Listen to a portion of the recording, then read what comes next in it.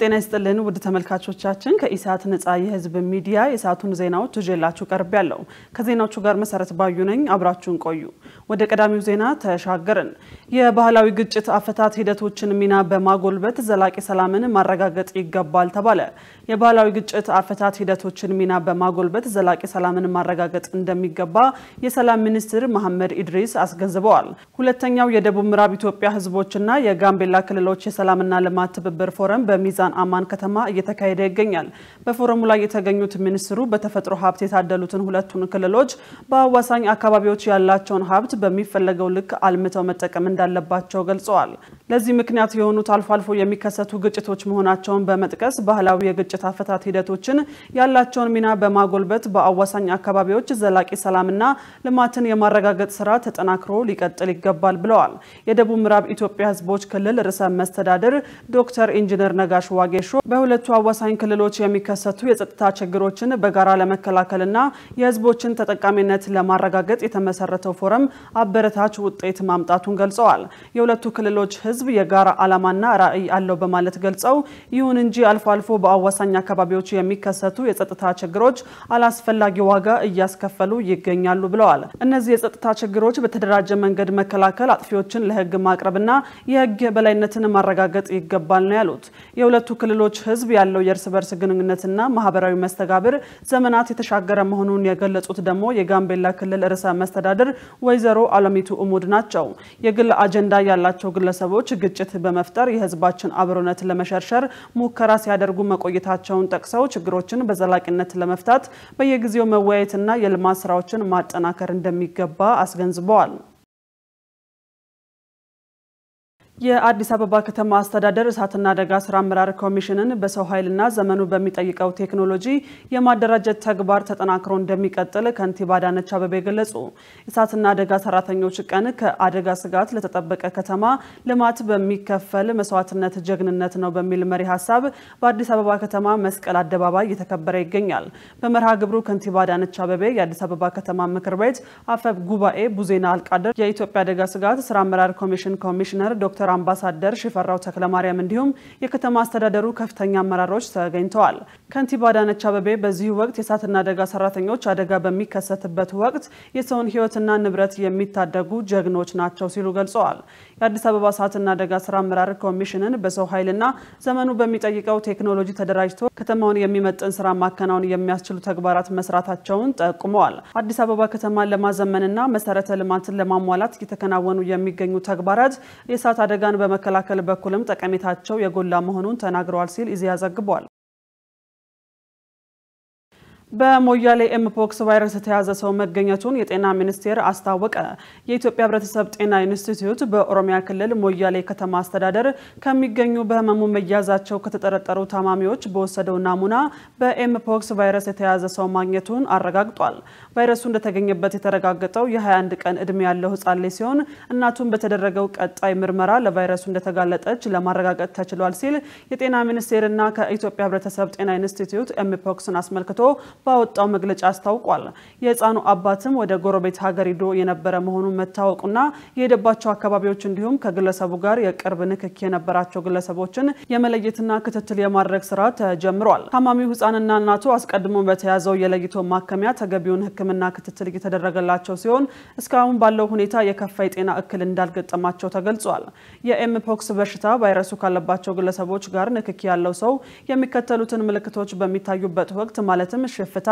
ሳል ትኩሳት የራስ ምታት ድካምና የጀርባ ህመም ሲያስከትል በአፋጣኝ ወደ ጤና ተቋማት በመሄድ ተገቢውን ምርመራና ህክምና አገልግሎት እንዲያገኝ እንዲሁም የእጅ ንጽህና መጠበቅና ከላይ የተገለጹት ምልክቶች ባሉባቸው ታማሚዎች አካባቢ የአፍና የአፍንጫ መሸፈኛዎችን በመጠቀም ተገቢውን ጥንቃቄ እንዲደረግ ጥሪ ቀርቧል በአሁን ወቅት ይህ በሽታ በተወሰነ ቦታ ብቻ የታየ በመሆኑ ህብረተሰቡ ሳይደናገጥ የተለመደውን አኗኗር መቀጠል የሚችል ሲሆን ከጤና ሚኒስቴርና ከኢትዮጵያ ህብረተሰብ ጤና ኢንስቲትዩት የሚወጣውን ወቅታዊ መረጃ በአግባቡ በመከታተል ራሱንና ቤተሰቡን ከዚህ በሽታ እንዲጠብቅ የጤና ሚኒስቴር አሳስቧል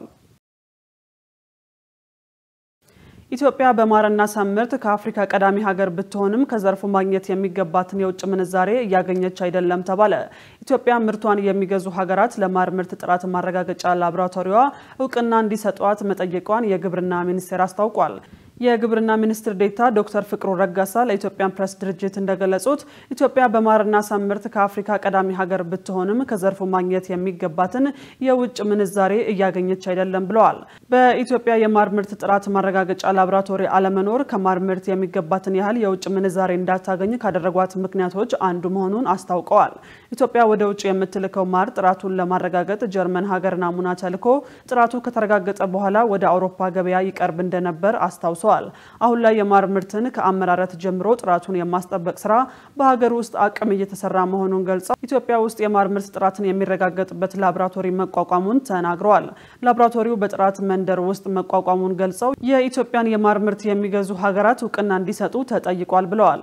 በሌማት ትሩፋት ፕሮግራም በትኩረት እንዲሰራባቸው ከተለዩ ተግባራት አንዱ የንብ ሀብት ልማት ስራ መሆኑን ጨምረው ገልጸዋል። በኢትዮጵያ ለንብ ማነብ ስራ ምቹ ሁኔታ በመኖሩ በአመት በአማካኝ 500,000 ቶን ማር፣ 50,000 ቶን የንብ ሰምና 500 ቶን የንብ ሙጫ የማምረት አቅም እንዳለ አብራርቷል ሲል ኢፕድ ዘግቧል። ለመምህራን ቅድሚያ ይሰጣል የተባለው የ120 ቢሊዮን ብር የቤት ብድር ተፈረመ። የኢትዮጵያ ንግድ ባንክና የአዲስ አበባ ከተማ አስተዳደር 41,000 የመንግስት ሰራተኞችን የመኖሪያ ቤት ባለቤት የሚያደርግ የ2575 ቤቶች ልማት ፕሮጀክት በጋራ ለማልማት የሚያስችል የመግባቢያ ስምምነት ተፈራርመዋል። ይህ ስምምነት በተለይ ለመምህራን ቅድሚያ እንደሚሰጥ ተገልጿል። የአዲስ አበባ ከተማ አስተዳደር የቤቶች ልማት አስተዳደር ቢሮ ኃላፊ ወይዘሮ ቅድስት ወልደ ጊዮርጊስ እንደገለጹት ስምምነቱ ቤት የሌላቸውን የመንግስት ሰራተኞች ችግር ለመቅረፍ ያለመ ነው ብለዋል። የመንግስት ሰራተኞች 25 በመቶ የቤቱን ዋጋ እንዲቆጥቡ የሚጠበቅ ሲሆን ቀሪው 75 በመቶ በኢትዮጵያ ንግድ ባንክ ብድር እንደሚሸፈን ተጠቁሟል። የብድር ጊዜ ለ20 ዓመታት የሚከፈል ሲሆን በከተማዋ የሚገኙ 41,000 የመንግስት ሰራተኞችን ተጠቃሚ ያደርጋል። ከፕሮጀክቶቹ የአዲስ አበባ ከተማ መምህራንን ቅድሚያ ተጠቃሚ እንደሚሆኑም ወይዘሮ ቅድስት አክለዋል። የኢትዮጵያ ንግድ ባንክ ፕሬዝዳንት አቶ አቤሳኖ እንደገለጹት ባንኩ ለዚህ ፕሮጀክት የ120 ቢሊዮን ብር ብድር ለማቅረብ አቅዷል። የብድር ወለዱ 14 በመቶ ሲሆን ለ20 ዓመታት የሚከፈል መሆኑን አስረድተዋል። ፕሮጀክቱ ለ3 ዓመታት የግንባታ ጊዜና 1 ዓመት ደግሞ የብድር መክፈያ የእፎይታ ጊዜ የተሰጠው መሆኑም ተጠቁሟል። ኢትዮጵያ በአረንጓዴ ልማት ለሌሎች የአፍሪካ ሀገራት አርአያ የሚሆን ተግባር እያከናወነች ነው ተባለ። ኢትዮጵያ በአረንጓዴ ልማት ለሌሎች የአፍሪካ ሀገራት አርአያ የሚሆን ተግባር እያከናወነች እንደምትገኝ የአፍሪካ ህብረት የዘላቂ ከባቢ አየርና ብሉ ኢኮኖሚ ዳይሬክተር ሃርሰን ኒያምቤ ገልጸዋል። ዳይሬክተሩ ኢትዮጵያ በአረንጓዴ አሻራ አማካኝነት ደረቅ ቦታዎችን አረንጓዴ በማልበስ የአየር ንብረት ለውጥ ተጽዕኖ በመከላከልና ዘላቂ ተግባራትን በማከናወን ላይ መሆኗን ለኢዜአ ተናግረዋል። ከአፍሪካ ህብረት ዋነኛ ፕሮጀክቶች መካከል አንዱ የሆነው ይህ ኢኒሼቲቭ እንደ አውሮፓውያን አቆጣጠር በ2007 የተጀመረ ሲሆን ዓላማውም የሰሃራ በረሃ መስፋፋትን ለመከላከልና በቀጠናው የሚገኙ ሀገራትን ኢኮኖሚ ማሻሻል ነው። የአረንጓዴ አሻራ የተስፋ ጮራ ነው ያሉት ዳይሬክተሩ ሌሎች የአፍሪካ ሀገራት ከኢኒሼቲቭ ትምህርት ሊወስዱ እንደሚገባ አመልክተዋል። ኢትዮጵያ በአረንጓዴ ኢኒሼቲቭ ስራዎቿ ለሌሎች የአፍሪካ ሀገራት ልምዷን እንድታካፍልና የእውቀት ሽግግር እንድታደርግ ጥሪ አቅርበዋል። እንደ አረንጓዴ አሻራ ያሉ መሰል ኢኒሼቲቮች በአየር ንብረት ለውጥ ፈተና ውስጥ የማይበገር አቅም ለመገንባትና ዘላቂ ልማትን ለማረጋገጥ ወሳኝ ናቸው ብለዋል። በሌላ በኩል የመንግስት እና የግሉ ዘርፍ በረሃን ጨምሮ ደረቅ ስፍራዎችን በማልማት ወደ ኢኮኖሚ ድሎች በመቀየር ዘላቂ ከባቢ አየርን የመፍጠር ጥረት በተጠናከረ ሁኔታ ሊደግፉ እንደሚገባ ገልጸዋል። የልማት አጋሮች በአፍሪካ ሊከናወኑ የአረንጓዴ ልማት ስራዎችን የፋይናንስ ድጋፍ እንዲያደርጉና የማህበረሰብን አቅም የሚገነቡ ስራዎችን እንዲያከናውኑ ጠይቀዋል። ውድ ተመልካቾቻችን ከኢሳት ነፃ የህዝብ ሚዲያ ለሰዓቱ ያዝናቸው ዜናዎች አሁንም እንደቀጠሉ ነው። አሁን ደግሞ ወደ ውጭ ዜናዎች ተሻገርን።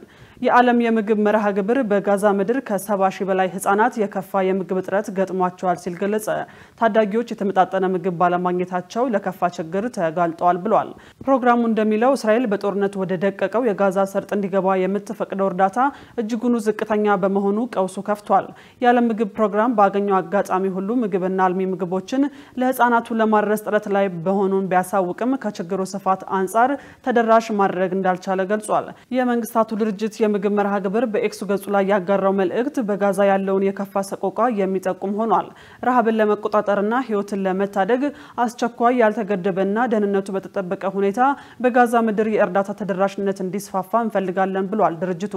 በመንግስታቱ ድርጅት ለፍልስጤማውያን ስደተኞች መልሶ ማቋቋምና ስራዎች ድርጅት እስራኤል ወደ ጋዛ ምግብና ሌሎች ሰብአዊ አቅርቦቶች እንዳይገቡ አድርጋለች በሚል ወቅሷል።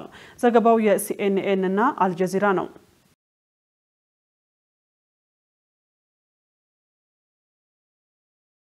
ሩሲያ በመላው ዩክሬን በሰነዘረችው የአየር ጥቃት በትንሹ የ13 ሰዎች ህይወት ሲቀጠፍ 56 ሰዎች መቁሰላቸው ተገለጸ። የዩክሬን ባለስልጣናት እንዳስታወቁት ሞስኮ በመላው ዩክሬን አደገኛ የአየር ጥቃት ከአርብ ጀምሮ ፈጽማለች። ሩሲያ 250 ሰው አልባ አውሮፕላኖችንና 14 የባሊስቲክ ሚሳኤሎችን በዋና ከተማዋ ኪየቭ ላይ ብቻ ተጠቅማለች ሲል ቢቢሲ ዘግቧል። የመኖሪያ ህንጻዎች ሳይቀር በእሳት ሲጋዩም ታይተዋል። በኪየቭ በትንሹ 14 ሰዎች ጉዳት እንደደረሰባቸው የተገለጸ ሲሆን ጦርነቱ ከተቀሰቀሰበት ጊዜ አንስቶ ግዙፍና የተቀናጀ ጥቃት ሆኖ ተመዝግቧል። የዩክሬን አየር ኃይል 6 ሚሳኤሎችንና 245 ሰው አልባ አውሮፕላኖችን መትቼ ጥያለሁ ብሏል።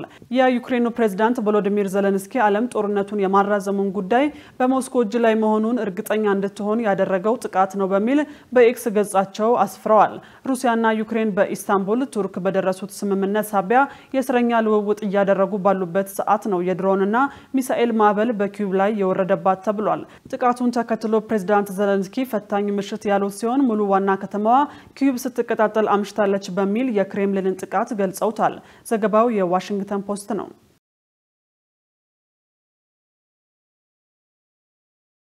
ውድ ተመልካቾቻችን ከኢሳት ነጻ የህዝብ ሚዲያ የሰዓቱ ዜናዎች በዚሁ ተጠናቀዋል። ከዜናዎቹ ጋር አብሬያችሁ ቆይታ ያደረኩት መሰረት ባዩ ነበር። ቁጥሩ ጊዜ ከኢሳት ጋር ሰላም።